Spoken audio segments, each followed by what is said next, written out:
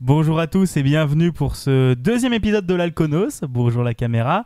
Salut. Il y a l'autre caméra qui est là-bas. Bonjour l'autre caméra. Hello, hello. Bonjour. On est tous là, encore toute l'équipe, Yvan, Émilie, Luigi et moi-même. Et on est là pour animer cette deuxième épisode de l'Alconos où on va encore une fois parler d'actualité, événements à venir sur Strasbourg. Et après, il y aura deux petites chroniques. Cette semaine, ce sera Émilie et Luigi qui nous parleront. On s'y colle, on s'y colle. Ah bah c'est à votre tour, hein. C'était nous la semaine dernière. Non pas on picole. Ah, c'est très drôle ça, dis donc. Ah là là là là là là. C'est très drôle. J'ai l'impression que le micro sature un petit peu sur le logiciel, donc baisse peut-être un petit peu. Là ça devrait être bon je pense. Oui, ça a l'air d'être bon. Bonjour à tous. Ah oui, c'est un peu la galère parce qu'en fait on s'est rendu compte que les micros avaient l'air de capter, même quand ils n'étaient pas censés capter. C'était chelou. Bref, on va commencer par un petit sommaire hein, quand même. Tout d'abord, il y aura notre résumé de l'information avec un flash en vitesse lumière. On a renommé des choses. Ensuite, on parlera un petit peu plus des événements à venir sur Strasbourg, comme j'ai déjà dit. Après ça, ce sera au tour de Luigi de nous parler de son expérience de guide touristique. Après ça, Émilie. Ouais, je vais parler d'Ecosia, de moteurs de recherche, etc. Et après, on finira par l'habituel tournée des coups de cœur. Et voici maintenant l'heure des informations et du flash en vitesse lumière. Yvan, c'est à toi. Non, c'est à moi. Ah non, c'est Non, Yvan, c'est dis- Yvan. Oui, non, mais Oh, oh. on est d'accord. Ok. Vas-y. Donc récemment le ministre de la Culture Franck Riester, je sais pas comment ça se prononce exactement. Très bien. Donc le ministre de la Culture a annoncé vouloir présenter une loi concernant plusieurs sujets, dont un qui concerne les coupures pub lors des films passant à la télévision. Donc en effet, celle-ci autorisera les chaînes de télévision à placer une troisième une troisième coupure publicitaire dans les films et les téléfilms de plus d'1h30. Et également, certaines chaînes comme TF1 et M6 ne seront plus obligées d'attendre 20 minutes entre les deux coupures pub. C'est très compliqué à dire. Et dis donc, nous qui nous plaignons d'avoir des pubs Ouais. dans les films sur M6, ça va pas changer. Le seul moment de l'année où Ah tu non. regardes des films, genre à Noël, t'auras 3 coupures pendant ton film. Yes. Au pire, Interminable. maintenant vu qu'il n'y a pas de service de streaming légaux sur internet, ça arrange bien les gens. C'est pas faux. Ouais. Alors moi, je vais vous parler du gouvernement et des pesticides. Yes. En effet, le gouvernement a tranché sur l'utilisation des pesticides à proximité des habitations et des écoles, entre autres. Pour rappel, certains maires avaient pris des arrêtés pour interdire l'utilisation des pesticides à moins de 150 mètres des habitations. Ils ont été rendus caducs et le gouvernement a placé la distance à 5 mètres pour les cultures basses et 10 mètres pour les cultures hautes. Parce que bien sûr, de toute façon, quand on a une distance pareille, oh, bah, y a rien qui peut se passer. Hein. Quand t'as de la flotte qui arrive sur les pesticides, oh, bah, il reste sur les cultures qu'on a traitées, bien sûr. Ah là là là Et là. maintenant, c'est au tour du coup de l'ouragan d'Orient et de la cocaïne. Ah oui, c'est vrai. Oh là là. Alors, il s'est passé un petit truc, c'était la semaine dernière. Il y a eu un ouragan qui a un peu attaqué la Floride, tout ça. Et du coup, on a plusieurs kilos de stupéfiants en fait qui ont été découverts par des touristes sur des plages, donc sur la plage de Paradise Beach Park et sur la plage de Coco Beach notamment. Donc, ils ont retrouvé des petites briques avec écrit diamant dessus. Et après examination des policiers, c'était bien de la cocaïne. Et il y a 15 autres briques qui ont été trouvées dans des sacs de sport et 25 kilos de cocaïne sur une autre plage, à 30 km de la première plage. Voilà. Super. C'est très très joyeux. Tu sais, tu te promènes le matin et là tu fais « Oh bah dis donc, c'est quoi ?» Une petite brique de diamant. Ah bah non. Ça coûte tout aussi cher, mais... Un petit peu. Enfin, Non mais moi j'imagine surtout les gens qui sont à la plage et qui vont voir la police en mode bonjour, j'ai trouvé un sac de cocaïne. Mais c'est surtout que tu la trouves, tu la revends. Totalement ça. Et après tu vas en prison. Oui. C'est C'est donc, à tes à risques nouveau et à périls. moi. Hein. Donc c'est à nouveau à moi. Donc ce vendredi 6 septembre, donc le site Wikipédia et quelques autres sites également ont été touchés par une très grosse attaque DDoS, ce qui les a complètement rendus inaccessibles durant 8 heures à peu près, et ce dans plusieurs pays d'Europe et aux États-Unis. J'ai plus exactement la liste exacte des pays malheureusement. Donc Wikipédia a ensuite réagi dans un communiqué en condamnant cette cyberattaque et en jugeant que de telles attaques menacent les droits fondamentaux de chacun d'accéder librement à l'information et de la partager. Et yes, Encore un coup des Russes. sûr et certain. Alors, à mon tour de revenir parler, je vais vous parler des changements dans les cours criminelles. En effet, pour essayer de désengorger le système judiciaire français, une des mesures phares de la réforme de la justice était la simplification des assises. À titre d'essai, des cours criminelles sans jury populaire ont siégé jeudi, à partir de jeudi. Elles seront en mesure de juger des crimes allant de 15 à 20 ans d'emprisonnement. Le reste ira aux assises, mais la réforme fait débat. Et c'est la fin de ces actualités en flash. Il est maintenant temps d'aborder un plus gros morceau de l'actualité avec le coq Maurice. Émilie, je te laisse la parole. Alors, notre petit coq Maurice, qui est Maurice, vous allez me dire. Alors, c'est un petit coq qui vivait sa vie bien tranquille. Et en fait, il y a des gens qui ont décidé de porter plainte contre lui parce qu'il faisait trop de bruit le matin sur l'île d'Oléron. Donc, c'est un couple d'agriculteurs retraités qui viennent à la base de Haute-Vienne qui ont déposé plainte parce que dans leur résidence de vacances sur l'île d'Oléron, le coq faisait trop de bruit. Donc, ils sont allés en tribunal correctionnel. Donc, le coq a été jugé jeudi dernier. Et donc, ils ont jugé que Maurice pouvait continuer de chanter et ce petit couple doit désormais 1 000 € de dommages et intérêts du coup, à la propriétaire du coq, ainsi que le paiement de tous les frais de justice. Et je cite ce qu'elle a dit du coup à la fin du procès. « Je suis sans voix, on leur a volé dans les plumes. C'est une victoire pour tous les gens de la même situation que moi. J'espère que cela fera jurisprudence pour eux. » Voilà, merci Maurice. On rappelle aussi que c'était courant de juger des animaux, je crois à la Révolution française, mais peut-être que je dis des grosses bêtises, mais à la Révolution française, il était courant de juger des animaux, puisque selon la Bible, les animaux sont égaux aux hommes. Oula. Et c'est un truc comme ça. Je raconte peut-être des grosses conneries, mais je crois que c'est un truc comme ça. Je pense que tu dis des grosses conneries. Mais je crois que c'est un truc comme ça où en gros les animaux, comme ils sont égaux aux hommes, ils sont égaux au niveau de la loi aussi. Donc quand un cochon bute un homme, on jugeait un cochon dans une cour pénale. Honnêtement, il faudrait qu'on se renseigne plus et qu'on fasse une vraie chronique là-dessus. On vous en parlera plus tard. Mais si je dis pas le bêtise, je me souviens d'images d'histoire où on voyait des grosses cours avec un cochon au banc des accusés. Ça devait être drôle. J'ai aussi des souvenirs là-dessus. Donc je dis peut-être pas des trop gratuit. grosses conneries. Qui en veut? Alors maintenant c'est à mon tour de parler de ma grosse actualité.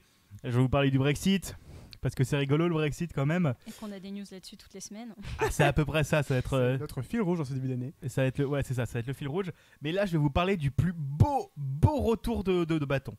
Alors vous voulez savoir qui a passé une mauvaise semaine? C'est Boris Johnson. Pauvre Boris. Cette semaine, il s'est pris le plus beau retour de bâton que j'ai jamais vu dans l'histoire de la politique récente. Situons le début. Il est Premier ministre et a donc la majorité à la Chambre des communes. Il a suspendu le gouvernement jusqu'à 2 semaines avant la date du Brexit pour empêcher des discussions. Et il voulait lancer des élections anticipées pour avoir encore plus de pouvoir et encore plus de majorité. Eh bien, voyons voir où il en est actuellement. Déjà, mardi matin, l'opposition a fait une alliance pour voter contre toutes les demandes de nouvelles élections tant qu'une loi contre le Brexit sans accord ne sera pas promulguée. Ensuite, dans l'après-midi, un député membre de la majorité, donc du gouvernement, est allé s'asseoir en face dans le camp de l'opposition. Ce député, c'est Philippe Lee, et il semble être plutôt bien accueilli par Joe Swinson, chef du parti des Lib Dems, parti europhile. Donc là, c'est ce qu'on appelle déjà une première carotte. Boris Johnson vient de perdre sa majorité à la Chambre des communes. Et ça, c'est déjà rigolo. Donc pour rappel, la Chambre des communes, c'est en gros le Parlement britannique. En gros. Ensuite, John Bercow, donc speaker à la Chambre des communes, qui a un peu mal pris qu'on suspende le Parlement, a autorisé les députés à débattre d'une motion permettant de reprendre le contrôle de la Chambre. Officiellement, il est censé être totalement impartial, mais officieusement, il est anti-Brexit. Après ça, les députés ont débattu pendant plusieurs heures avec un discours très arrogant de Jacob Rees-Mogg et ministre chargé des relations avec la Chambre des communes. Au final, quand il est venu le moment du vote, 21 députés de la majorité votent contre le gouvernement. À 328 voix contre 301, ils seront exclus du groupe parlementaire par la suite et il perd totalement sa majorité. Voilà, Alors ça c'est quand tu fais si t'es pas d'accord, je t'exclus. Je suis pas d'accord, t'es exclu, t'as plus de voix. Voilà. Donc c'est un gros chien de my oreillette. Ensuite, arrivons au mercredi. C'était le jour où les députés posent des questions au Premier ministre. Et bien sûr, il en a pris plein la tête avec des insultes et même des retournements de veste de la part des députés de son côté qui vont l'accabler de reproches. Dans la foulée, la Chambre des Lords, l'autre partie du Parlement britannique, accepte de débattre en urgence sur la loi anti-no deal. Donc, on récapitule. Majorité à la Chambre des communes, terminée. Suspension du Parlement, rejetée. Sortie de l'Europe le 31 en no deal, rejetée également. Élection anticipée. En cours de vote au moment de l'écriture de ce texte, mais des fortes probabilités pour que ce soit non. Et en gros, j'ai écrit ce texte cet après-midi, j'ai pas eu le temps de revérifier, mais ils votaient ça en fin d'après-midi. Et voilà. Et pour plus de détails, je vous invite à lire l'article de France Info qui résume ces 48 heures sur laquelle je me suis basé et qui contient toutes ces informations. Voilà. Alors, je pense que c'est le moment de parler des événements et des actualités à venir sur Strasbourg. Ouais. Tu commences du coup Vas-y, je laisse commencer. Alors attends, je retrouve mes infos. Alors en ce moment, on a 2 gros événements sur Strasbourg avec le festival du film fantastique. Et il y a aussi un petit festival, enfin petit, je ne sais pas, je n'y suis pas allée pour le moment. Mais c'est un festival du coup d'art urbain contemporain. Il y a beaucoup de graffeurs qui sont présents ou qui ont fait du moins des graphes, etc. pour le festival. Donc parmi les gens qui sont là, on a Wise, DXTR, Debza, Alexon, Enfant Sauvage, Madame, Tank, Popek, William, j'espère pas me tromper. Mais du coup, il y a au moins une vingtaine de personnes. Ça se passe au garage du 6 septembre au 29 septembre. Et on peut venir les vendredis de 18h à 22h, les samedis de 14h à 22h, les dimanches de 14h à 19h. C'est 21 rue Déserte. L'entrée est gratuite. Il y a un bar, de la musique, des tables rondes sur les artistes qui auront lieu. Un pop-up store et c'est 500 mètres carrés à 2 minutes de la gare. Donc voilà, ça a l'air super sympa. Ils ont retaffé tout un garage pour l'événement. Voilà. Tu peux parler du festival maintenant. Alors le festival européen du film fantastique de Strasbourg, en fait je me rends compte que j'ai pas fait tant de recherches de ça que ça dessus, donc je vais pas vous dire grand chose et pas grand chose de plus que la semaine dernière, mais sachez qu'à partir de ce week-end, les jeux concourant pour le concours de jeux vidéo du festival européen du film fantastique de Strasbourg seront jouables au Shadok. Et d'ailleurs j'essaierai d'aller les tester sûrement le week-end prochain, enfin le week-end d'après. Et normalement, j'irai rencontrer le développeur de Scourgebringer, donc Flying Hawk Games, qui est un petit studio de 2 ou 3 personnes à Metz. Et voilà, je vais essayer de ramener une petite interview et on vous la passera sûrement à ce moment-là. Voilà, une petite interview de Thomas Altenburger. Mais oui, c'est ça. J'espère ne pas écorcher son nom. C'est pour ça que je l'ai pas forcément Au pire, prononcé. Altenburger, bon. Et j'irai tester les autres jeux, je vous en parlerai aussi. Et donc, si vous aimez le cinéma d'animation, cinéma indépendant, Ouais, il y en a pour tous les goûts. il y en a pour tous les goûts. Et il y a énormément de cinéma à Strasbourg qui. Et c'est surtout que les places sont moins chères Voilà. qu'à l'habitude. Et si vous êtes étudiant, parce qu'on est un podcast étudiant, n'hésitez pas. Et C'est n'oubliez vrai. pas d'aller faire renouveler votre passe campus. Maintenant, vous pouvez remettre un autocollant dessus. Il faut aller voir la scolarité de vos Merde. universités. C'est pour ça que je l'ai fait aujourd'hui. Tu l'as pas fait, toi, c'est Merci ça de nous avoir prévenus. Donc voilà, vous pouvez aller. N'hésitez pas à aller regarder vos scolarités ou checker vos mails. Normalement, ils envoient un mail pour dire. Et n'hésitez pas à aller du coup renouveler ça et ça vous fait pas mal de réductions. Et pour ceux qui sont à la fac et que si vous avez des gros problèmes administratifs, n'hésitez pas à aller au Platane, qui sauront bien résoudre vos problèmes normalement. Je dis pas ça du tout d'expérience pour cette année. Je vois pas de quoi vous insinuer. Sinon, vous allez voir l'érable, ça marche aussi parfois. Oh là là là là là là là là là là là là. J'en suis très fier de celle-là. J'en suis très fier. Eh bien, j'ai l'impression qu'on a un petit peu beaucoup rushé au final. Ça fait qu'un quart d'heure qu'on a démarré. On va être beaucoup plus dans les temps.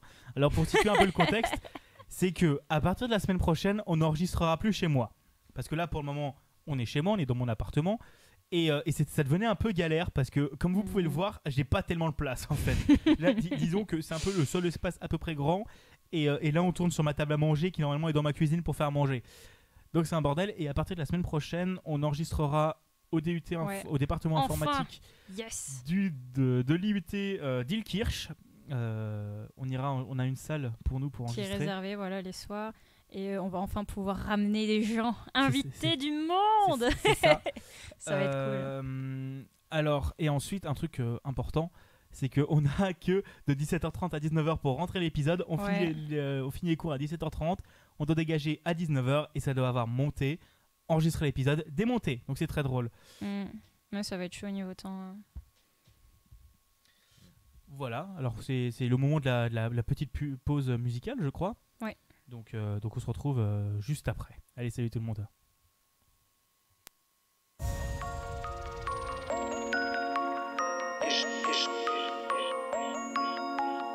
Et c'est servi, ça vous surprend qu'à l'Assemblée nationale, on puisse être amené à servir du homard. Moi je n'aime pas ça, je n'en mange pas. Moi je n'aime pas ça, je n'en mange pas. J'ai une intolérance aux crustacés, aux fruits de mer. Et votre femme également, et votre femme également. Et on fait croire que c'est moi, et on fait croire que c'est moi qui demande qu'on serve des homards. Enfin, moi je n'aime pas ça, je n'en mange pas. Moi je n'aime pas ça, je n'en prends pas. Moi je n'aime pas ça, je n'en mange pas. Moi je n'aime pas ça, je n'en prends pas. Je ne prends pas de champagne.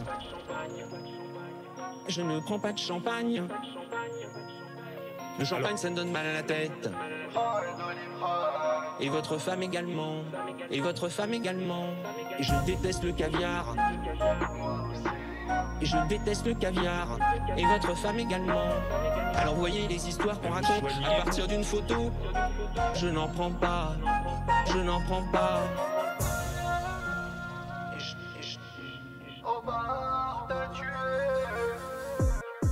Moi je n'aime pas ça, je n'en mange pas.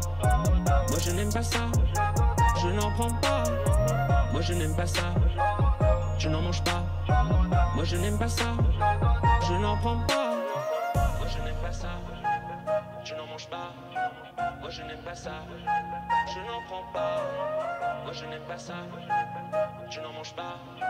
Moi je n'aime pas ça, je n'en prends pas.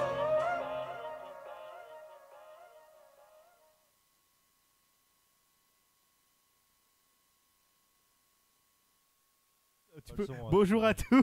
Bonjour. On s'est rendu compte que la musique était plus courte que prévu. C'est formidable. Alors c'est très très drôle. On était en train de se rendre compte qu'on a complètement rushé l'épisode et que j'ai oublié d'annoncer la musique. Alors c'était, je l'oublie à chaque fois. Donc c'était un remake de Khalid Freak, de De Rugy qui s'appelle Moi je n'aime pas ça. Voilà. Comme d'habitude Avec le lien. le petit pipeau. Avec le petit pipeau et le lien. Comme on aime. Comme on aime. Et le lien sera dans la description de la vidéo sur YouTube et de l'épisode de podcast, comme d'habitude. Et si jamais vous êtes en stream, actuellement, ma connexion et SFR semble avoir décidé de dire non. Donc, si vous avez des écrans noirs, bim bam boum. c'est un peu normal. Voilà, ma connexion a l'air de dire non, donc je suis vraiment désolé. Voilà.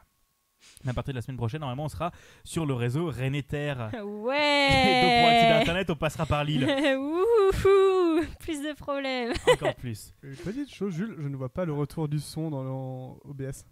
Bah, c'est normal, il est en bas. Regarde, il est là. Il est là. Oh, Il est merci, là. parce que j'en ai besoin pour régler dynamiquement les volumes. Voilà. Merci. Donc, notamment, même, j'irai mieux OBS la prochaine fois. Bref. Du coup, c'est le moment de la première chronique de cet épisode. Et si je regarde dans cette direction, c'est parce que c'est autour de Luigi. Oui. Donc, regarde Luigi. Voilà. Hello. Donc, ma chronique, comme l'a dit Jules avant, portera sur mon expérience de guide touristique qui s'est déroulée sur 8 mois, enfin sur 7 mois et demi pour l'instant, dans le cadre d'un service civique. Donc, c'est pas une expérience de guide en tant que vrai salarié ou en tant que bénévole complet, c'est entre les deux. Et du coup, comment a commencé cette expérience? Alors, c'était un beau matin de 2018, je ne sais plus quel jour. Non, je vais faire un peu plus rapidement sinon je vais vous perdre tous. En gros, ça se passe en plusieurs temps. Premier temps, on assiste soi-même à des visites pour rendre un peu le pli, savoir comment on les fait, être un petit peu habitué au rythme de travail, au rythme des visites, pour éviter de tenir soit une demi-heure, soit 5 heures. Bah tiens, j'ai l'impression que c'est comme un podcast, dis donc. Absolument, ça c'est très très proche. Tu es moi. La seule différence entre les deux, c'est que ton public est vraiment devant toi quand tu es guide. Bah là aussi, là ils sont devant nous, c'est le chat Twitch. Ils peuvent nous trash talk Voilà, quand je ils m'en veulent. vais, je m'en vais. Voilà. Sauf que quand tu es podcasteur, tu n'as pas un gamin qui vient dans ton dos qui tape « Bonjour madame ». Salut madame. Enfin bref, j'ai plein d'anecdotes, si vous voulez me les demander quelque part, n'hésitez pas à venir me contacter si vous arrivez à me retrouver quelque part. Twitter. Allez regarder dans les follow du compte Twitter d'Alconos. Il y a les 4 Twitter- personnes. Il y a les Twitter, c'est 4 personnes. Ouais, Voilà. je ne suis jamais sur Twitter, ça c'est dit. Enfin bref, donc au début on commence par apprendre un petit peu sur le tas. Essayer de retenir le plus d'informations qu'on peut, prendre des notes comme quelqu'un en Luigi. fac. Déjà précise peut-être où t'as fait C'est pas bête, tu Et- sais. Et parle doucement. ton expérience. D'accord, je vais parler plus doucement, comme si je faisais une visite en mine. Mais pas trop quand même, parce que mes visites en mine durent 5 heures. Du coup, j'ai fait guide touristique dans les mines de Sainte-Marie-aux-Mines. Et je vais quand même parler un peu de l'association, qui était l'association de la CEPAM, du coup. Et... Ça y est, il sait plus quoi dire. Excusez-moi, j'ai Un peu plus fait rapide, une s'il te petite plaît. entorse à mon plan. Et c'est Et- le drame. Et là, c'est le drame. Et du coup, j'ai appris comme ça pendant environ un mois et demi, à faire juste des visites en suivant, prenant des blocs de feuilles, des blocs de notes, prenant des pages et des pages et des pages et des pages de notes pour retenir au final quasiment rien. C'est pas grave. Et c'est alors que m'est venue la chef en mode t'as rien retenu? Tiens, prends ce bouquin, tu le lis. Donc en gros, on a aussi beaucoup de documentation, on a accès à des bibliothèques avec des ouvrages assez anciens pour tout ce qui est guide au niveau historique. Pas pour tout ce qui est guide au niveau de patrimoine plus récent, ça va vraiment être dans l'interprétation et dans des archives plus récentes, bien sûr. Tout ça pour revenir au fait que ça dépend vraiment de l'endroit où vous allez être pour si vous êtes guide touristique. L'endroit où l'entreprise ou l'association sera très prévenante, très à l'écoute et très à l'aise pour former les guides, et il y en a d'autres dont je ne vais pas nommer qui sont vraiment au rendement. Si vous faites une minute de plus dans votre visite, vous êtes engueulé. Enfin bon, pour continuer un peu sur cette expérience, je vais parler un peu plus de mes expériences personnelles en tant que guide. Un peu aussi les différents types de visites et les différents types de personnes qui peuvent venir faire des visites. Déjà, on va parler un peu des types de visites. Alors, je suis dans une visite qui est un peu plus au côté historique minéralogique, donc assez scientifique au final. Néanmoins, on a quelquefois des visites un peu plus fantaisistes. Et l'optique reste la même, c'est de savoir rester accessible au plus grand nombre, de savoir s'adapter à son public, et également de savoir parler à une bonne vitesse, pas trop vite, pas trop lentement, en articulant Pas correctement. comme toi, quoi. Exactement, c'est là qu'était mon plus gros problème quand j'ai commencé. Je suis quelqu'un qui n'est pas du tout à l'aise à l'oral de base. Et je me suis retrouvé guide touristique du jour au lendemain avec une articulation, ma foi, des plus déplorables. Tout ça pour parler avec des mots qui viennent pour la plupart de l'allemand, sachant que je ne sais pas rouler les R. Donc je vous laisse imaginer un peu la galère. On se rappelle des cours de SVT du lycée avec le schiste à le métamorphisme fasciaschiste vert, truc à fasciaschiste bleu, le métamorphisme, les grès, Moi non tout- plus, Yvan, t'inquiète pas. Les roches plutoniques, voilà à peu près tout le T'as fait STI, bordel. j'ai fait ES. la foliation, on etc., comprend. etc. Tant de choses que je n'avais pas apprises de moi-même parce que je n'ai pas fait SVT et que j'ai dû apprendre sur le tas en quelques jours. Oui, Yvan. On a pu voir ma tête de choqué à la caméra. Ouais, Bonjour. la mienne aussi, hein, je sais pas si on voit, mais. Moi, il y a un énorme- j'ai l'impression qu'il y a un gros plan sur ma tête, c'est assez violent. C'est pas grave. On Ouais. aime bien ta tête. Ta tête de choqué. Et du coup, je vais parler un peu plus maintenant des expériences des visites en elles-mêmes. Alors, comment être un bon public pour un guide touristique? Ne le regardez pas avec des yeux de merlan frit, parce que ça va pas l'intéresser et du coup il va oublier la moitié de ses informations. Et faites-lui Ouh. comprendre que vous avez compris surtout. Parce qu'un guide touristique a un public qui est comme ça, J'ai tout compris. et qui le regarde et qui fait juste vous avez des questions, c'est pas très intéressant. Ben, c'est que de base, les gens voulaient peut-être pas c'est venir. le moment de l'audio description, puisque nous rappelons que ceci est un podcast parlé. Luigi a fait une tête en mode « Je ne sais pas de quoi vous parlez ». Et après, quand il demande « Avez-vous compris ?», il a secoué la tête. C'était le moment audio description. Voilà. Parfait moment, il manque juste un jingle pour ce moment. Pam, pam, pam. Pam, pam, pam. Padam, pam, padam, pam. Oui, c'est bon, on a compris. C'est jingle Voilà. de quoi ça encore? Question pour un champion. Je me disais aussi. Et au début, c'était RTL. Fantastique. Et Effectivement. du coup, Si seulement on avait le présentateur avec nous. c'est pratique. Ambiance de ouf. Nouvel objectif. L'objectif, avoir quelqu'un qui paye 5 000 € par mois. Et je vais boire un verre d'eau parce que je commence à avoir mal à la gorge. Déjà, quelqu'un qui est payé 1 €, ce serait déjà bien. Grave. Puisque voilà, c'est le moment de remercier vite fait pendant qu'il boit nos contributeurs. Merci à tous, c'est grâce à vous qu'on a tout ce beau matériel pour enregistrer ce podcast. Il n'y a pas de placement de produit pour Oasis, hein, désolé. C'est vrai qu'à chaque fois, il fait des placements de produits. Mais était-ce vraiment la peine de le préciser? Néanmoins, maintenant on va parler un petit peu plus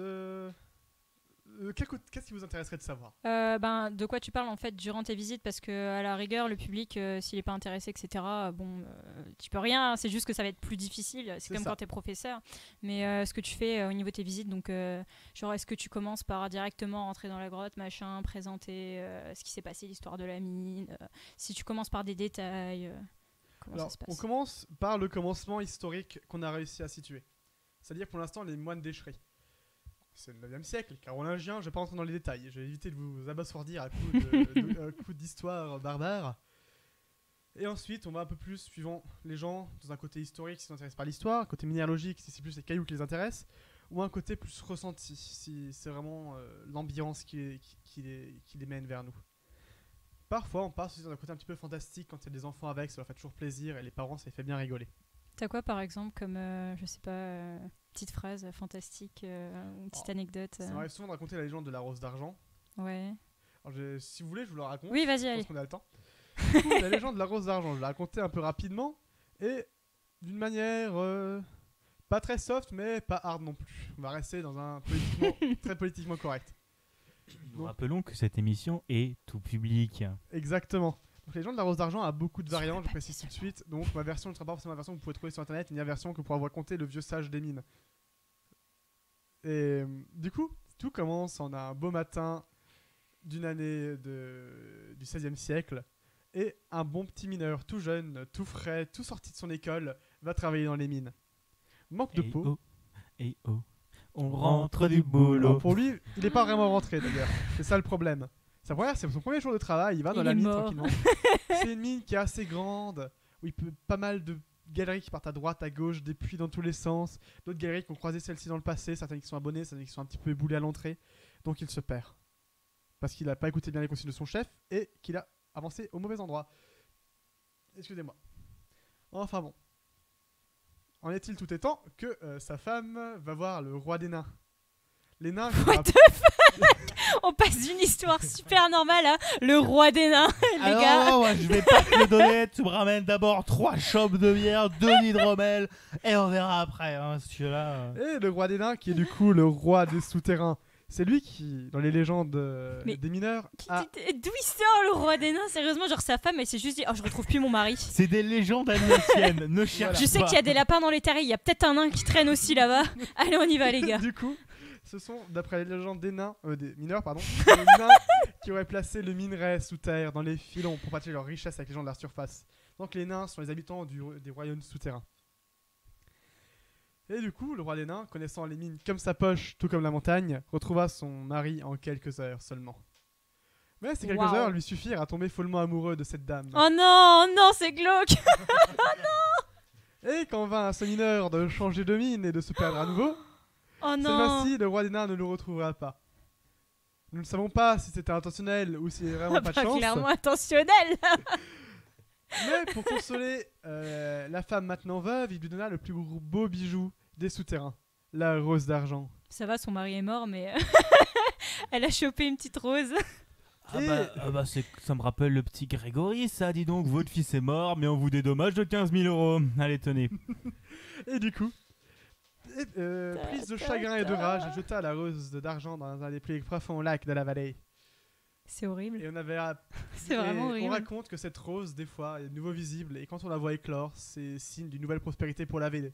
Vallée qui, rappelons-le, Wow. est en plein déclin économique depuis la fin du XVIIIe siècle. Comme d'hab, hein, à ce moment-là Yes. en général. Je précise qu'au XVIe siècle, la population de cette ville était à plus de 13 000 habitants, et qu'aujourd'hui, elle est à moins de 6 000. Alors, je tiens à prévenir que j'ai dû aller conduire par là-bas. Il était à peu près 23h45. Tu flippes sur la route, hein. Il n'y a pas un chat. Il y a les gens qui te doublent à 140 alors qu'il est dans une route de montagne. C'est parce qu'ils ont croisé le nain en allant sur les chemins. Sur 2 fois 2 Ah, voies, et t'arrives dans la ville, il n'y a rien, il n'y a personne, D'ailleurs, pas un Émilie, chat. tu viens de me faire penser à une dernière partie de l'histoire. Le roi des nains, lui, fou de rage du fait d'être rejeté par cette Oh, dame, désespoir. ferma à tout jamais le le passage entre les mondes souterrains et les mondes de la surface. Mondes Oh souterrains non. contenant toutes les choses fantastiques telles que les licornes, les Oh. lucioles et autres choses que vous ne verrez jamais dans votre vie parce que un jour une femme a jeté une rose dans un lac. pétasse, elle l'a fait. C'est ce qu'on appelle Non. la tristesse. C'est à cause d'elle qu'on n'a pas de licorne. Et donc maintenant, c'est le moment de te poser Et des questions. Luciole. J'ai les questions du chat, mais vas-y, Yvan, si tu veux. Alors, cette histoire est très intéressante, je trouve, personnellement, mais ils ont Mm. fumé quoi, en fait? Je sais pas, mais c'est trop intéressant. Enfin, c'est toujours Alors, les il y a trucs une qui autre font variante, partie. et c'était pour un peu parler du côté. Obscur de la farce. Exactement. Non, du côté que en fait, les mineurs avaient besoin de quelque chose pour un peu se motiver à travailler. Ouais, bah c'est comme Sainte-Barbe quand tu rentres dans certaines mines C'est ça. que tu as en Moselle, près de Beach, il me semble. Bah, en fait, toutes les mines de Moselle et de Lorraine ont Ouais. pris Sainte-Barbe. Pris la Mm. Sainte-Barbe. À chaque Donc, fois qu'il rentrait, il prit un petit coup pour c'est pas ça. que les trucs s'effondrent, etc. Et pour pas que les kobolds viennent les attaquer. Parce que les Ouais. kobolds, rappelons-le, sont les esprits maléfiques des souterrains. Moi, ce qui me faisait beaucoup délirer dans les mines, c'est t'as toujours un moment où t'as un petit âne en fait qui active un moulin à eau pour je sais pas quoi, mais ça m'a toujours fait rigoler. Le moulin à eau à Mm. l'intérieur ou à l'extérieur de la mine? À l'intérieur, c'est Alors ça ça qui est sert un simplement peu, à remonter l'eau. Oui, voilà, c'est ça, ça sert à remonter l'eau. Parce que les puits sont facilement inondés. Mm. Et ce qui a causé la mort de 2 mineurs d'ailleurs. Dans le passé. Des mineurs moins de 18 ans ou des mineurs Non. de mine? Sachant qu'il n'y a Moi, j'allais dire des mineurs le jeu, mais bon. Sachant que sous terre, il n'y a aucun enfant au XVIe siècle. Par contre, il y en avait. Du moins du côté de notre côté alsacien. Chez nous, en Moselle, en tout cas, il y en avait encore il y a genre un siècle. Et Il y a des un brouettes. siècle, il y en avait. Ouais, ils mais venaient en il y a- famille chercher les pierres, etc. Mais au XVIe siècle, il n'y avait aucun enfant sous terre. C'était dans les T'avais conventions, des- dans le règlement minier. Seulement des hommes adultes sous terre. Ce qui est complètement débile parce qu'après, du coup, il y avait quand même des gosses. Et il y avait des encoches dans les murs aussi pour qu'en fait, tu sais, vu que les paniers à pierre pesaient plus de 20 à 30 kilos, les gosses, ils avaient des encoches dans le mur pour pouvoir en fait reposer les paniers et les reprendre plus facilement et se lever. C'est des mines à un peu plus récents, un peu plus barbares envers les enfants, les pauvres. Ouais. De toute façon, comme Il y avait disait, les rats comme aussi, disait c'était Didier marrant. Super, les enfants, faut les brûler comme au Brésil. Comme en Amazonie. Pardon. Alors, j'ai quelques questions du chat pour toi, Luigi. Parfait. Déjà, Knack nous demande, est-ce que tu as pu avoir des trucs gratuits comme des sandwichs ou des boissons? Alors, bien plus que ça, pour être honnête. On va dire qu'après chaque grand événement, on avait une réunion dans un bar. Et c'était On veut pas payé savoir avec ce qui se l'argent passait. de l'association. On dirait la soirée d'intégration. Enfin, du coup, on faisait vraiment une réunion avec le coup et la boisson, c'était juste pour justifier une petite dépense parce que Ouais. pour faire un repas parce qu'on va pas rester des heures sans manger le soir. C'est Mm. pas faux. J'ai une autre question. Est-ce que tu dis toujours la même chose ou il y a un circuit de choses à dire? Alors, sachant qu'il y a énormément de choses à dire, si je voulais tout dire, il faudrait plus de 15 heures. Et que les visites durent en théorie maximum 3 heures. Je fais des visites de 5 quand les gens sont intéressés, mais je me fais engueuler par la chef parce que je prends trop de temps. Mais on a énormément d'informations. Ça dépend vraiment du domaine qui intéresse les gens. Donc c'est vraiment un peu... c'est une sauce personnalisée pour les gens qui viennent en fait. Sauf pour une des mines qui est la mine Saint-Barthélemy, où là c'est une mine qui dure 1 heure. Et c'est vraiment la mine d'initiation, donc c'est vraiment un petit sum-up de toutes les infos possibles. Pour aborder un petit peu tous les sujets. D'accord. Et j'ai une dernière question. Déjà, on se fait engueuler parce que tu parles pas bien dans le micro. Voilà. Désolé. Parce que là, j'ai 3 ou 4 podcasteurs aguerris dans le chat qui nous parlent, qui nous insultent. Donc, Parle bouffe dans ton le micro, micro. Luigi. Bouffe Oh ton non. micro. Et donc, j'ai une dernière question. Et si vous avez d'autres questions, n'hésitez pas à les poser. Y a-t-il des gobelins à Sainte-Marie ou ce sont les habitants de la vallée? Oh là là là là là là, le clash. Ouf. Alors ça dépend lesquels. Je ne dirai pas de nom, mais il y en a qui passent dans les trous des fois, dans les mines, je précise. Oula. On veut pas Alors, savoir par quel trou. Pour il passe. situer, il y a un endroit dans la mine Le Chêne où il y a 2 galeries qui se croisent et puis à la fin il y a un trou. Alors ce trou est très étroit et c'est compliqué de passer par. C'était d'ailleurs le bisoutage à la majorité des guides et moi j'y ai échappé par une grande chance parce que j'ai fait cette mine assez tard. Et du coup, des fois il y a des gamins qui passent derrière, que j'en vois, faut pas le dire, pour faire peur aux gens qui sont au bout du groupe. Oh là là là là. En mode vous êtes trompé de chemin, faites demi-tour. Ouh. Et à chaque fois ça fait son effet et c'est une blague très très drôle à faire. Et oui, du coup, les habitants de Sainte-Marie, certains, je ne les apprécie pas beaucoup parce qu'ils font du drift devant ma chambre. À 4h du matin. À 140 km. Ah bah tiens, on dirait ma rue. Pardon. Mais- Mais Je vais dire, mais toi, il n'y a pas non plus un âne qui fait du bruit toute la journée et des rafales de 1000 qui passent au-dessus des mines. c'est pas faux. Et un rafale de 1000 qui passe au-dessus des mines, c'est comme ça fait un bruit de tremblement de terre en fait. tout à l'heure. C'est très rassurant. Et on dit bonjour à tous les gobelins de Sainte-Marie-aux-Mines. Voilà, bonjour les à gobelins. tous Bonjour les gobelins, les kobolds et autres traîtres, autres êtres et traîtres des fonds souterrains. Ce sera ma seule participation de la soirée. Salut. Et Bravo, que nous Mo. applaudissons. Nous rappelons que Yvan fait partie de ce podcast. Heureusement ou malheureusement, on ne sait pas encore. Je ne regarde très peu les actus et j'ai très peu d'improvisation. Bonjour. Salut Yvan. Alors, Mais tu fais une très belle statue de cire. oui, c'est très drôle. On Oui, peut- parce on que, peut la vendre, depuis la hein. dernière fois, en fait, on a investi. Donc, pour l'audio, ça vous change rien. Mais pour la vidéo, en fait, on a 2 softbox. Donc, ça nous flash la gueule. Mais normalement, On vous est nous beaucoup voyez plus un moche petit que peu mieux. d'habitude. Exactement. On voit mieux nos défauts sur notre peau qui est plus éclairée que d'habitude. Ah Nous Et- sommes des petits êtres luisants maintenant. Et je pense que c'est le moment de conclure cette première chronique. Et c'est au tour d'Émilie de nous parler. Ouais. Et je crois que tu vas nous parler d'un moteur de recherche. Oh grave, je suis grave chaude là. Alors je vais d'abord vous parler d'un petit bilan. On a Rappelons. parlé, Bouffe ton micro. je bouffe mon micro, d'accord. Alors Tu on as va bien saturé. parler. Laissez-moi parler maintenant. Le sérieux arrive. On va faire un petit bilan des arbres sur la planète, bilan santé de la planète, voilà. Ensuite, on va attaquer sur les associations qui protègent l'environnement ou qui participent de près ou de loin, que ce soit cool ou pas. Ensuite, on va parler d'Ecosia, donc un métamoteur de recherche solidaire allemand gratuit. Voilà. Donc on commence par la planète. Donc comme vous le savez, il y a l'Amazonie qui a cramé ces derniers temps et qui est toujours en train de brûler. Selon le chercheur belge Jean-François Bastin, on a 900 millions d'hectares qui seraient disponibles pour planter des arbres sur la planète. Et donc, ça pourrait réduire de 25% les émissions en CO2 de toute la planète. Donc, pour ceux qui ne savent toujours pas ce que c'est qu'un arbre et à quoi ça sert, les arbres notamment permettent de maintenir la biodiversité sur notre planète. Lydie est mort. Mais ils servent également à limiter l'érosion des sols, à filtrer l'eau aussi, et à réguler et à équilibrer le climat. Donc tous les connards qui disent que les arbres, ça ne sert à rien, Je ne vois pas du tout de quoi tu je ne parles. vois pas du tout de qui on pourrait parler. Hein. Ça arrive sur Twitter ces derniers temps. Ah bah mais... dis donc le sel, le tas de sel et League of Legends. Non, mais de toute façon, les arbres, ça sert à rien parce que ça renvoie autant de CO2 que ça n'en absorbe. Hein, Jules? Ça sert à rien, les arbres. Absolument, pardon. Voilà. Donc, ça pourrait réduire... En fait, on pourrait réduire considérablement nos émissions en CO2.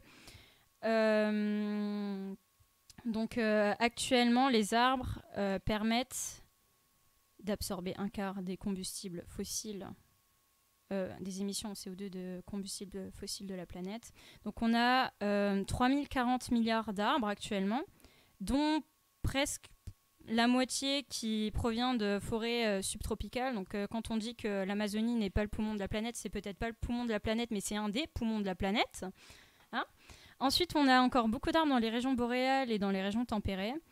Et pour avoir une approximation, donc sur ces 3040 milliards d'arbres qu'on a sur la planète, il y en a 15 milliards qui sont coupés chaque année, donc ce qui est quand même pas mal. Et depuis que les humains peuplent la planète, on a 46% d'arbres qui ont disparu. Pas d'arbres, mais de régions boisées, etc. De végétation, de forêt. Exactement.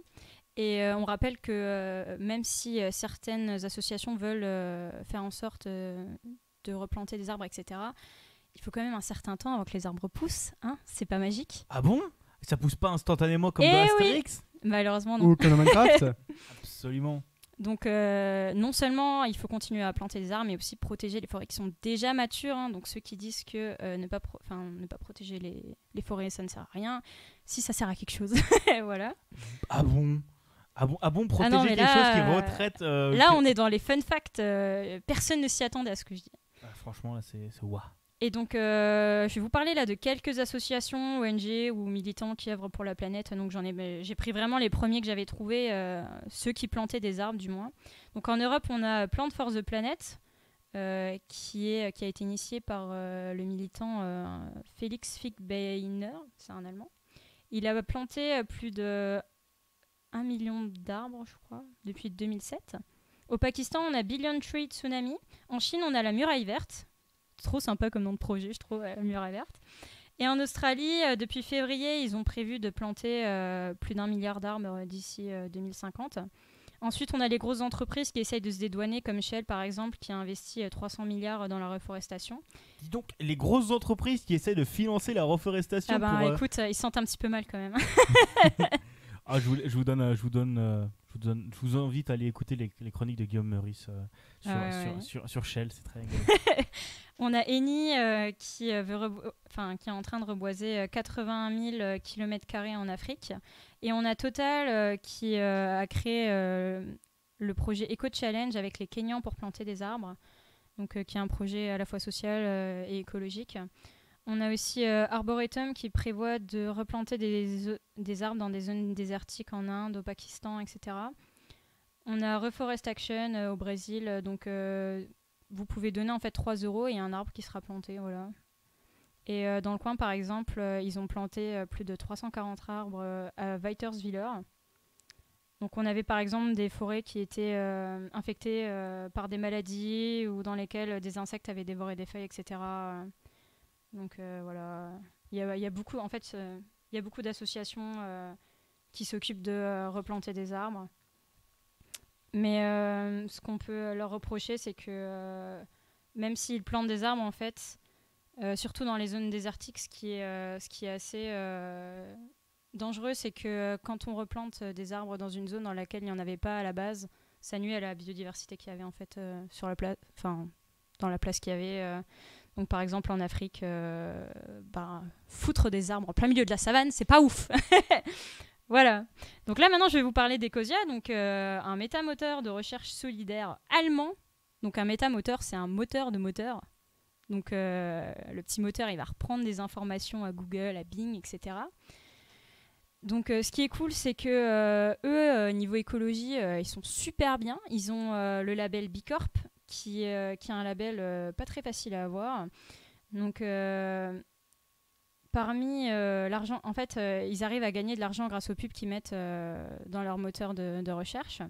Comme à peu près la majorité des moteurs de recherche au final. Google fait aussi ça, je vous rappelle les 2-3 premiers liens sponsorisés sur chaque mot-clé. Vous cherchez oui, voiture. ils gagnent de l'argent grâce à ça, Oui, mais en fait, là, ce qui est bien avec eux, c'est que la moitié de leurs revenus, en fait, part dans le reboisement de forêts, bien etc. sûr, oui. Et dans des projets C'est pas Google qui éco-solidaires. ferait ça. Ouais, non.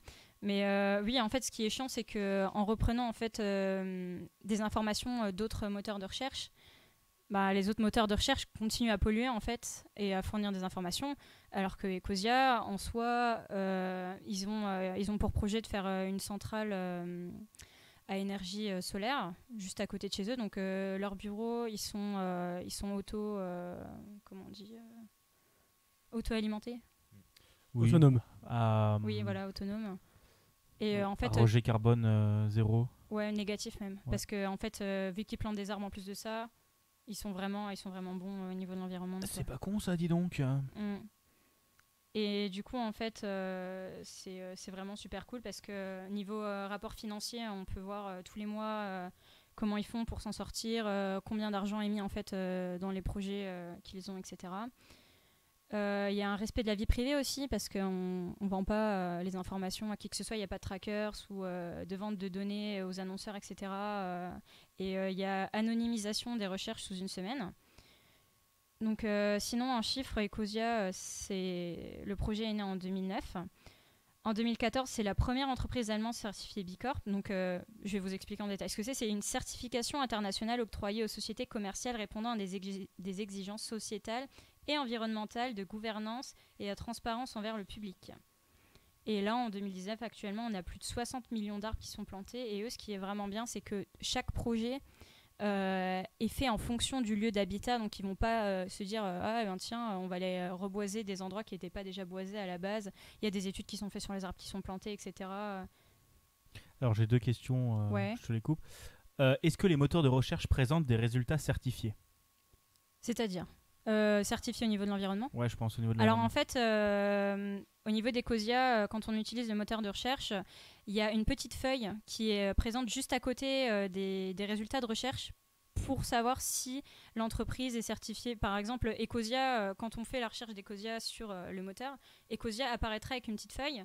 Et c'est pareil pour, par exemple, une autre entreprise B Corp française, Utopie. Quand on va sur le site d'Utopie, juste à côté, en fait, il y a la petite feuille qui apparaît. D'accord.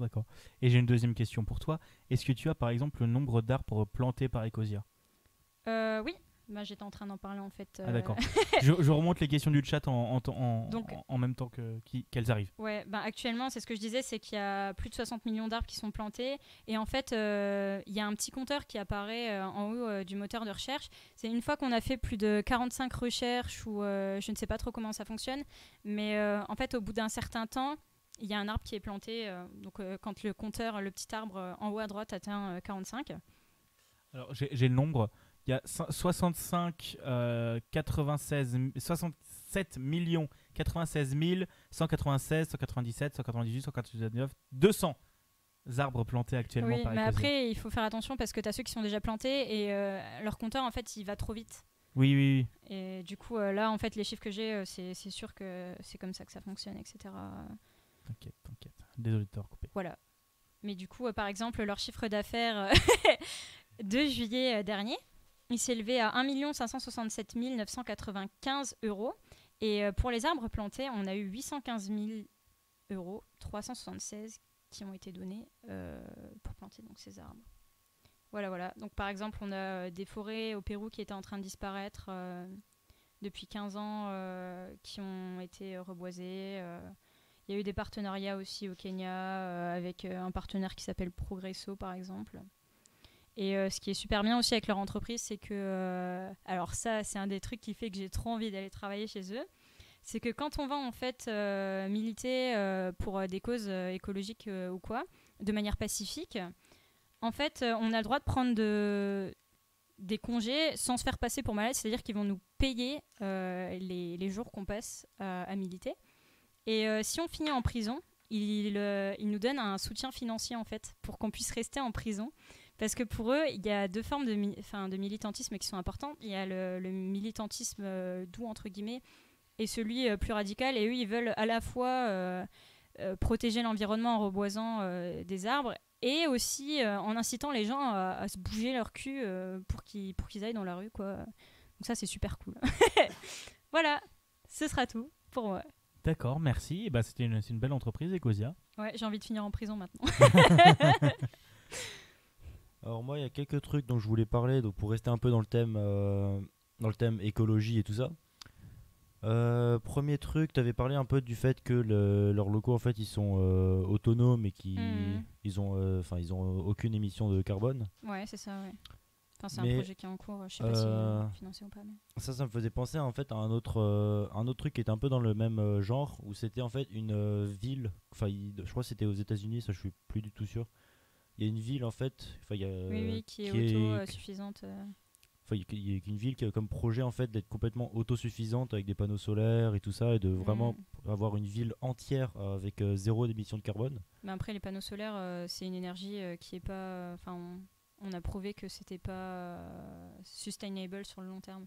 Oui, ça peut pas être même très longtemps parce qu'il y a tout ce qui est traitement aussi après du panneau pour la création et pour le recyclage. Voilà, ils sont hyper durs. Ce qui pollue beaucoup plus qu'on peut le penser. Le problème, c'est qu'en fait, certes, une fois que la ville est construite, en fait, une fois que la ville est terminée, effectivement, il y a très peu d'émissions carbone.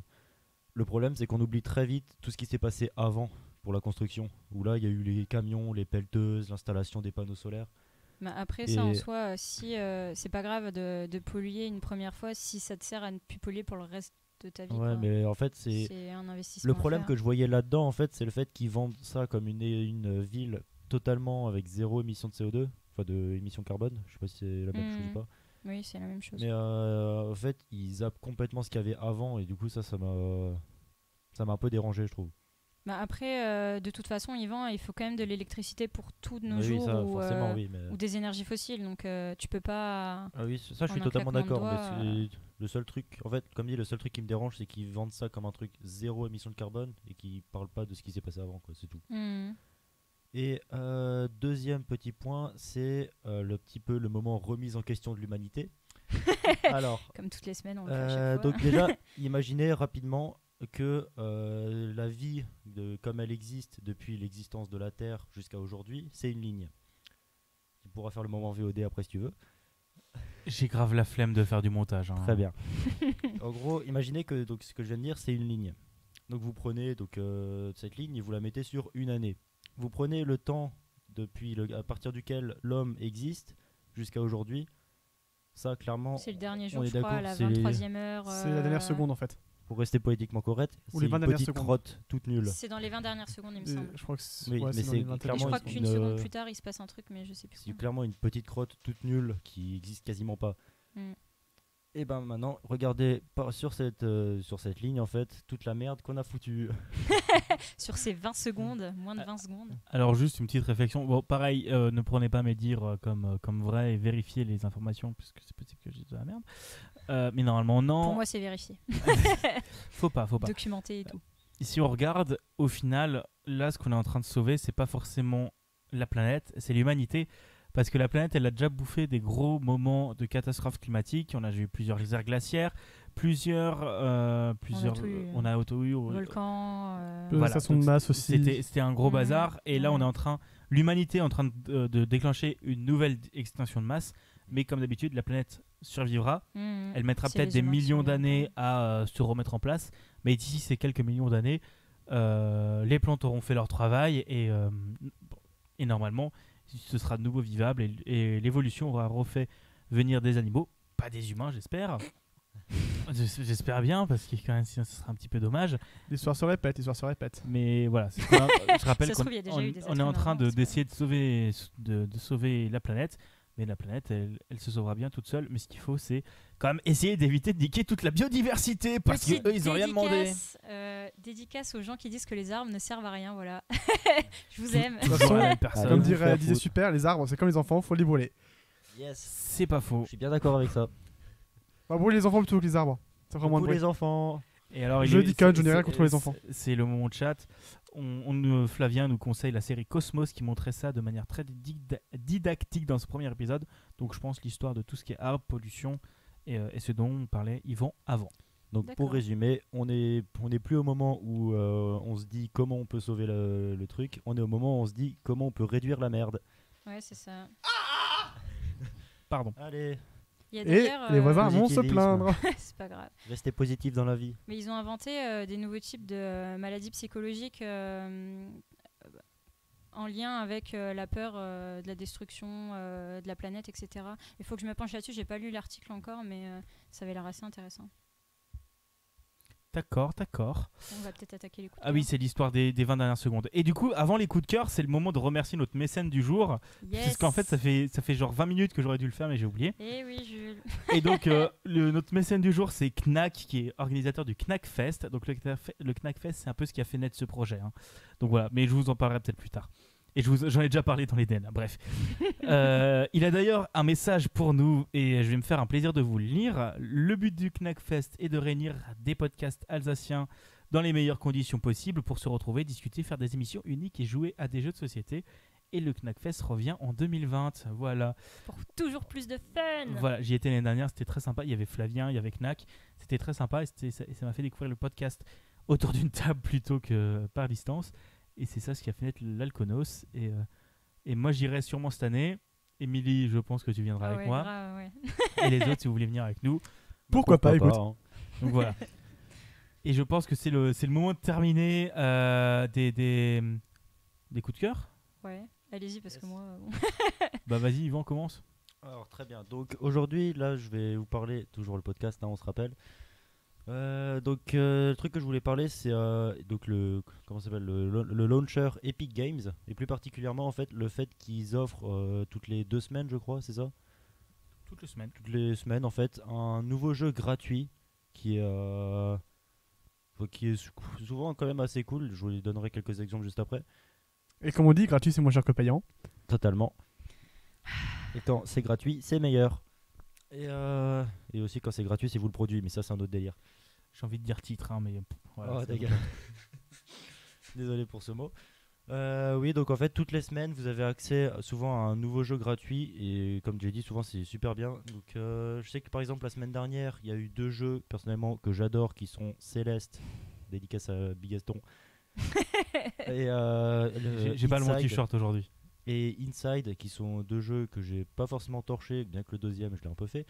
Mais après, dans les jeux qui sont passés, par exemple, pour vous donner un ordre d'idée, il y a déjà eu Subnautica, Slime Rancher, For Honor. Qu'est-ce que je peux donner d'autre comme exemple? J'ai plus Moi, la il y a eu liste. Fez aussi. Il Fez y a eu aussi. Fez, il y a eu Enter the Gungeon, il y a eu Abzu, il y a eu Subnautica que tu as déjà dit. Oui. Il y a- Et très clairement, souvent c'est effectivement Flavien. Mais qu'est-ce que je voulais dire maintenant? J'ai oublié. Je sais pas. Ouais, donc en gros, souvent c'est pas forcément des jeux qui sont non plus super ouf, qui vont complètement niquer le game. Mais je trouve personnellement que la plupart du temps c'est quand même des bons jeux qui permettent de bien passer le temps. Oui, la plupart du temps, c'est des bons jeux. Et si jamais ça vous intéresse, il y a une certaine personne qui s'appelle Mika Stone qui a fait un podcast dessus qui s'appelle Epic Free Games. où toutes- où toutes les- Mais non, mais On n'a pas mets-toi droit à la perche, pub. mais qu'est-ce qu'il veut? Mais quoi? Non, mais voilà, il y a des podcasts qui existent qui en parlent. Tu couperas au montage. Hein. J'ai essayé de trouver une perche pour te l'attendre, moi j'ai pas trouvé. Ah bah, Flavien me l'a tendu dans le chat. Bon, bah, je pense que c'est à toi, Luigi. Ok, donc c'est à moi. Donc je vais vous parler aussi jeux vidéo aujourd'hui. La dernière fois, je vous ai parlé un petit peu de science YouTube. Et aujourd'hui, je vais vous parler d'un petit coup de cœur que j'ai eu grâce à un de mes collègues, justement, guide touristique également, qui est le jeu qui s'appelle Monster Prom. Alors, si vous aimez les dating simulators, ça va être pour vous. Si vous aimez pas, c'est aussi pour vous. Parce que c'est vraiment à la déconnade, il y a de l'humour. Bon, faut comprendre l'anglais, par contre, c'est assez compliqué. C'est de l'anglais un peu, Je confirme. on va dire, entre niveau B1, entre niveau B2 et C1 dans certains cas. Et que c'est plutôt de l'anglais de Giants. Au sens de, il y a pas mal d'expressions, des raccourcis dans les phrases ou des expressions que vous n'apprendrez jamais en cours. Bon, après, il n'y a pas que les cours dans la vie, hein, Dieu C'est merci. Heureusement, bien sûr. Sinon, je ne serais pas là aujourd'hui. Sinon, je serais très conne.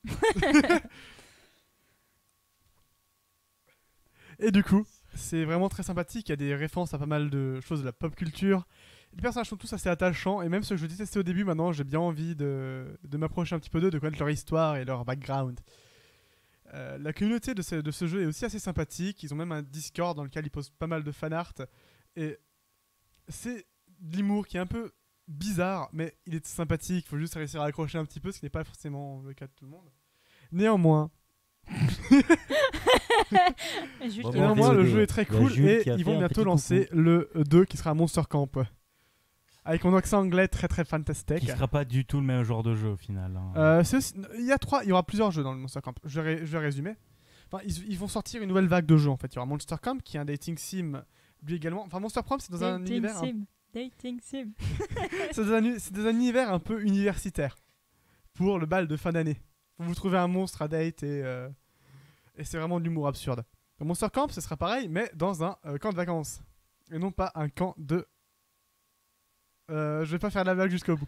Non, non. dit qu'on se contrôlait Politiquement sur les- correct, On a hein. dit qu'on Voilà. se contrôlait. Je reste dans le politiquement voilà. correct, je me suis contrôlé à temps. Et il y aura aussi également 3 autres modes de jeu. Un qui sera un road trip entre Polly et Scott, deux personnages que j'apprécie énormément du jeu. Une qui est une fantôme qui adore faire la fête, on va résumer ça comme ça. Et l'autre un loup-garou un petit peu bête sur les bords, mais qui en fait est un génie incompris. Et du coup ils vont faire un road trip ensemble. Autre jeu qu'il va y avoir, ce sera un voyage au Japon par 2 autres personnages, qui va aussi être assez sympathique. Et un autre mode de jeu sera une sorte de jeu de stratégie en temps réel de boule de neige. Voilà. Où 2 équipes s'affronteront. Bien, je pense que c'est à mon tour. Et pour une fois, je vais pas parler de jeux vidéo. Waouh. Ouais. Franchement, j'aurais pu. Choqué. Et je vais parler de podcast. Déçu. Puisque je vais vous conseiller un podcast. C'est un podcast, je sais pas lequel. Allez, alors vous préférez quoi? Un podcast genre série d'enquête ou actualité? Jeux vidéo. Actu. Actu aussi. Allez, Ouais, actu. actu. Alors je vous conseille le podcast Code Source produit par Le Parisien. C'est un podcast. T'en parles tous les jours. J'en ai jamais parlé à l'antenne, mais je vous fais chier tous avec, mais c'est Ouais. très Je n'ai intéressant. pas entendu parler personnellement. Moi non plus. C'est le podcast qui a remplacé dans mon cœur les croissants, feu les croissants. En fait, les croissants, pour ceux qui ne savent pas, c'est une application de matinale radio intelligente et qui me permettait de suivre un petit peu l'actualité. Sauf qu'ils ont fait, Pauvre croissant. ils ont fermé Dévoré. en mai dernier, liquidation judiciaire et tout. Mais vous pouvez encore écouter les personnes puisque les gens qui bossent dessus, c'est signé, donc Stanislas qui a un peu lancé Synops Live il y a quelques années, voilà, dans le monde du podcast. Ils étaient là avant que je sois né, on va dire, non quand même pas, mais voilà. Et du coup, je vous conseille le podcast Code Source qui décrypte pas mal d'actualités. C'est journalier, vous en avez un tous les jours de la semaine. du lundi au vendredi. Et c'est assez intéressant, il y a plein de trucs, ça dure 20 minutes avec des invités et tout ça. C'est très très sympatoche. Et voilà. Et pendant l'été, ils sont passés à l'hebdomadaire pour parler des bandits français. Voilà, c'était très sympathique. Et c'est à ton tour, Émilie, je pense. Bon, moi, j'ai rien de spécial à dire. Je vais quand même vous parler d'une entreprise française sur laquelle je suis tombée en faisant mes recherches sur Ecosia. Donc, elle s'appelle Utopie. Et en fait, c'est un site web français qui est consacré à la RSE. Donc, c'est responsabilité sociale des entreprises, il me semble, un truc comme ça. En gros, ils ont créé un baromètre interne pour évaluer chaque année la satisfaction des équipes dans les entreprises sur une cinquantaine de points. Et en fait, si j'ai bien compris de quoi ça parlait, c'est en fait une entreprise qui vend ses services pour améliorer la qualité de vie des autres êtres humains dans les entreprises. Et c'est aussi une bicorp, donc ils arrivent à subvenir à leurs besoins, etc. Ils sont autosuffisants. Ça a l'air super cool aussi. Voilà, c'est tout. Eh bien, je pense que c'est ce qui conclut cet épisode de podcast. On est dans les temps. Ça fait environ 1 heure qu'on enregistre, donc on est dans les temps. On est pas mal. On est pas mal. On a mieux géré que la première fois. C'est sûr, la première Exactement. fois on avait fait 1h45. Donc Mais merci. la première fois, c'était plus passionnant. Et on avait des effets sur la Non, table de pas mixage. d'effet, pas d'effet. Allez, on peut bien finir Lui sur un dit. effet. Non. Vas-y, un effet. petit coup. Un effet. Allez, un petit effet là. Allez, pour le fun, pour la joie de tout le monde, je mets un petit effet. Il s'amuse. Sur la voix de qui Yes. Sur ma voix à moi. Ah Bon, non, mais non. pour tout le monde.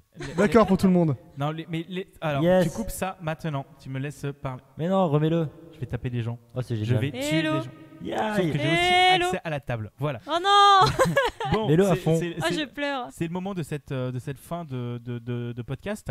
Merci à tous de l'avoir écouté. Qu'est-ce que t'as fait comme connerie? Ah, moi j'ai rien fait sur toi, t'inquiète pas.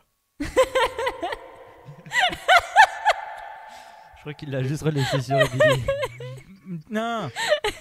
Donc voilà, merci C'était magnifique. merci à tous d'avoir écouté cet Merci épisode. beaucoup. Merci à toutes les Merci personnes à qui ont vous. été Merci présentes bien. sur le live Twitch. À la Si- prochaine. Attends, mais c'est pas fini. Si jamais vous avez aimé cet épisode, n'hésitez pas que vous pouvez le retrouver sur Twitter. Vous pouvez nous suivre sur Twitter Alconos Enfin, Podcast. après, je sais pas s'ils ont envie de le revoir, mais le donner à d'autres personnes. Oui, s'il y a voilà, des parties si- qui Il y les a ont une intéressées, déception dans le etc. chat. Si jamais vous avez loupé le premier épisode, il est disponible sur YouTube en version intégrale, découpée, On s'attendait à des heures de podcast. sur vos plateformes de podcast préférées. Comme d'habitude, n'hésitez pas à nous suivre sur Twitter, à nous faire des retours. Vous avez les Twitter des 4 animateurs autour de la table, Waouh. autour de la table dans les abonnements Twitter. Et si tu pouvais mettre plutôt mon Instagram sur Twitter comme on. Alors, suivre un compte Instagram avec un compte Twitter. Oui, bien sûr, je suis sûr que ça marche. Absolument, oui. Non, mais si vous voulez me suivre, suivez-moi plutôt sur Instagram si vous voulez me parler parce que Twitter, je n'y vais qu'une fois tous les mois à peu près. Après, ça se trouve, personne n'a envie de t'avoir. Mais c'est pas grave. Mais c'est méchant ça. J'ai déjà des gens assez géniaux dans ma vie comme vous en face de moi. Donc ça me Ah, suffit. trop mignon. Et je tiens à remercier Flavien pour son follow. Merci à toi.